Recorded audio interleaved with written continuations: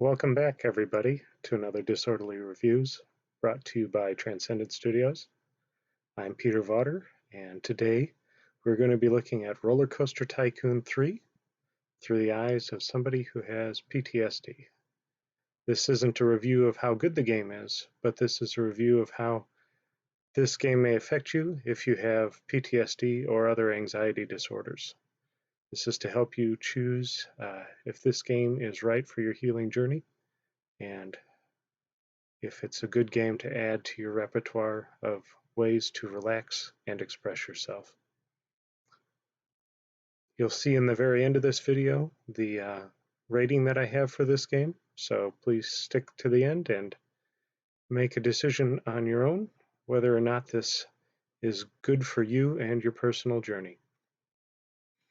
We'll be talking about the various parts of this game that I feel are important to people with disabilities, and we'll be going through those right now.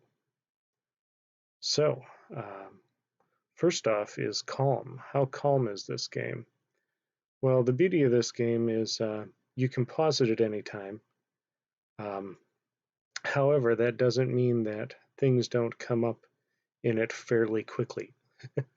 Like things will change quickly, like either the weather or your financial income or the things that you have available to purchase or build or work with. So I didn't rate that as highly as I hoped,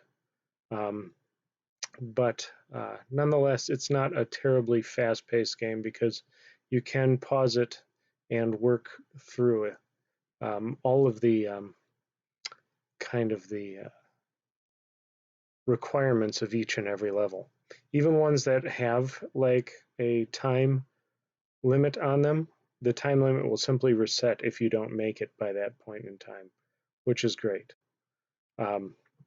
So that's nice. Where this game falls apart a little bit, I would say, is in the control and control and let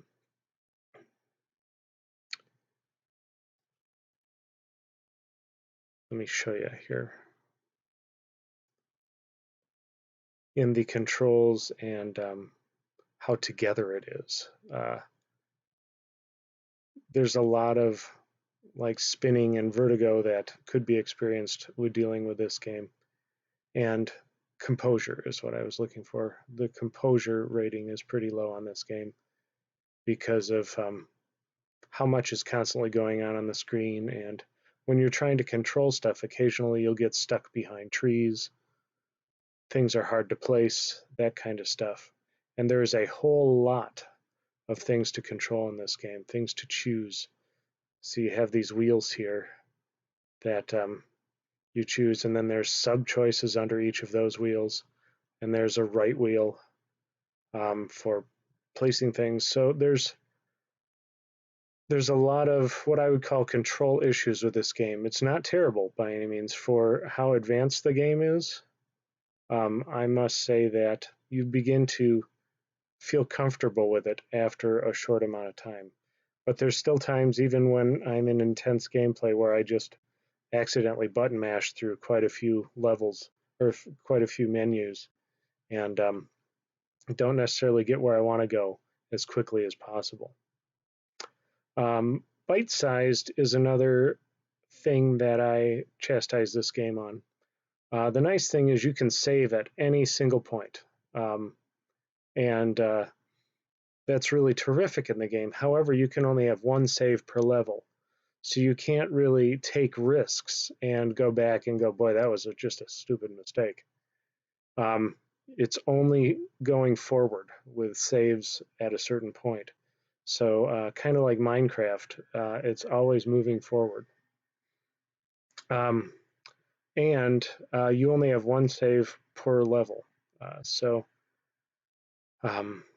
Also, there's no back button on this game, which is surprising to me because you can make mistakes by deleting whole rides or whole paths or whatnot that'll affect the game really quickly. And The beautiful thing is you get the exact amount of money out that you put into it when you delete a piece. So you aren't actually losing money for every one of your mistakes, but it can definitely affect the game overall. Audio is really great for this game. However, there's a lot of screams and noises and clunking and kind of carnival sounds, which may be a little rough for certain people to hear, just tons of screaming and tons of, heavy, fast-paced music. So I rated that a little low as well. However, from a game perspective, the sounds are terrific. And you can do fun things like ride the rides, um, and enjoy what you've made, which is quite unique and really fun. Value on this game is incredible. Even on the Nintendo Switch, which doesn't have any of the mods, you still have well over 30 levels, and it can be gotten for under $10. And then after you beat certain levels, you have, of course, the sandbox mode where you can just be creative and make whatever you want. And this game easily rates perfect tens in creativity and imagination. It's just a great way to show your own creativity and your own vision, and it's really a wonderful game for that. So it didn't rate as highly as I would like it. Things like community knock it down too. There's no community, there's no online play, especially for the Switch version. There may be for the other versions hacks or um, mods that might work for the PC, but I don't know of any online play. But there may be a lot more ways to share your parks and have unique challenges. So I didn't rate that as a straight 0. I assume there's some unique ways in the outside world to enjoy that. The customization is through the roof. You can even set different songs and different colors and different cues for each and every ride. It's more than most people could ever imagine. The interactivity is terrific, and the micromanagement is outstanding. That could be a little tough for some people, but the nice thing I found about this game is you don't have to micromanage everything to be very good at it. A lot of times you can just say all the popcorn stands or all the balloon stands all have the same price across the board, and you don't have to sit there and micromanage stuff. And a lot of the things that the game chooses by default are pretty good. However, to get Tycoon level, you may need to kind of refine some of the things like prices or when rides start, that kind of thing.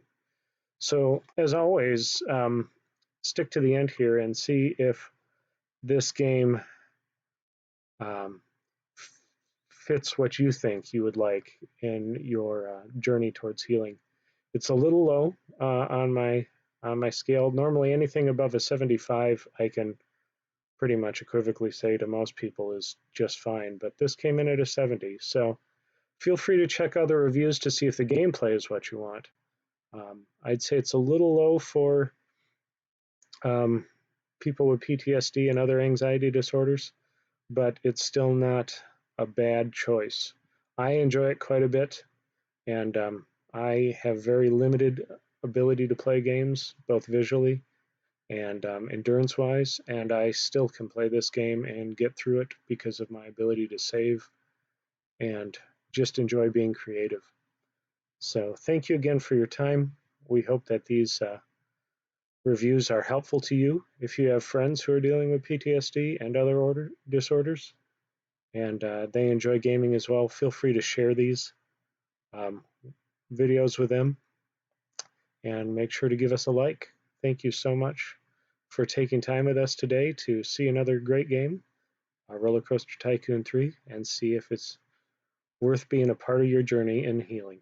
Thank you so much for your time and being with us. This is Peter Vawter for Transcended Studios, saying have a great day.